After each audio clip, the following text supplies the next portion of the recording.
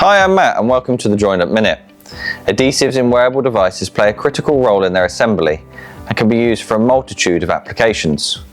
They can be used to bond and seal internal components, protect electronics, and in some cases, come into direct contact with the skin. Regardless of where the adhesive is applied, inside the device or on its surface, there's always a possibility of skin exposure. Because of this, skin sensitivity needs to be a key factor in adhesive selection.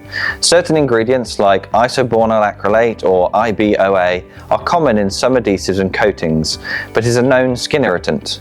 Thermoplastic polyolefins or TPOs are a group often classified as materials of concern and are not ideal for prolonged skin contact. To check an adhesive is suitable candidate, look for products that have passed ISO 10993 evaluations, particularly 10 or -23, which relate to irritation or sensitization.